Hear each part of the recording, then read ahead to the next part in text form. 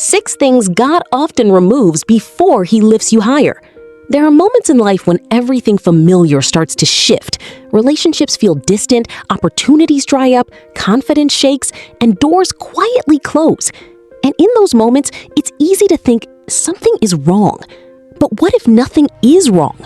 What if it's actually God doing something deeply intentional to prepare for another level? Because before God elevates a person, He often removes what cannot survive where He is taking them.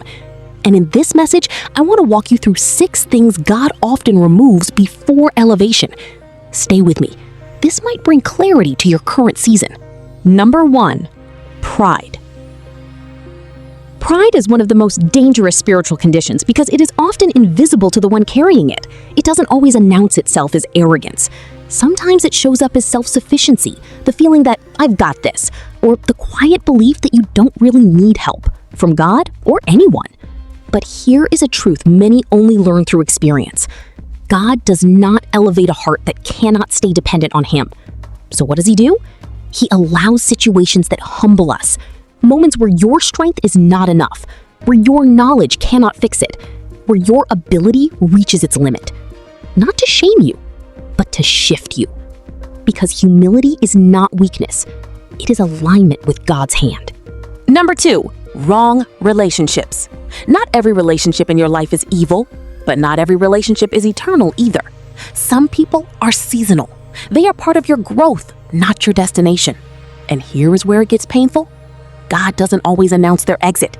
He simply allows distance, misalignment, sudden changes in desire, direction, or connection. And at first, it feels like loss. But in reality, it is protection. Because one of the fastest ways people lose purpose is by holding on to relationships that God already finished. Sometimes God is not taking people away from you to punish you. He is removing distractions so your focus can survive your next assignment. Number 3, dependence on people.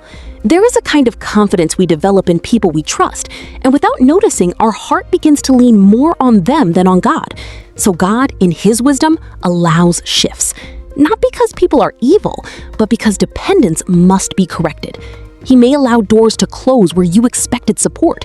He may allow people to disappoint you in ways you didn't expect, not to harden your heart, but to redirect your foundation. Because if your stability is tied to people, your stability will always be unstable. God wants to bring you to a place where even if everything external shifts, your peace remains unshaken. That level of stability only comes from dependence on Him. Number 4, hidden idols.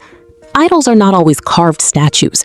They are often good for things elevated too high. Success, approval, relationships, ministry, money, even personal dreams. And the danger of idols is not that they are obvious, it is that they are often deeply emotional. You don't notice them easily because they feel important, even necessary. But God, out of love, begins to expose them. Not because He wants to take good things away, but because He refuses to share first place in your life. Because anything that replaces God in the heart eventually becomes a weight the soul cannot carry. Number 5, self-confidence. There is a kind of confidence that looks powerful on the outside, but is fragile on the inside. It says, I can handle this. I've got enough experience. I know what I'm doing.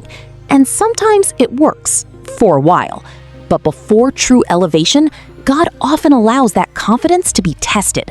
Not to destroy your confidence, but to purify it. Because there is a difference between confidence in self and confidence in God working through you. One depends on ability, the other depends on grace, and only one survives pressure.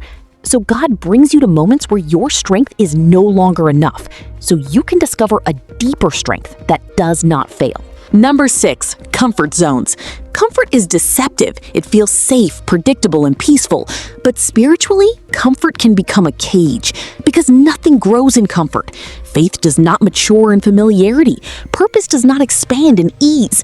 So God begins to disrupt comfort. He stretches you. He sends you into unfamiliar places. He asks you to trust Him without full clarity.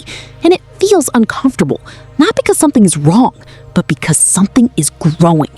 Comfort is where dreams are preserved, but stretching is where destiny is formed. And every elevated life has a season where comfort had to be left behind. So if your life feels like things are being removed, reduced, or reshaped, don't be too quick to interpret it as loss. Because sometimes God is not subtracting from you, He is separating you from what cannot travel with you into your next level.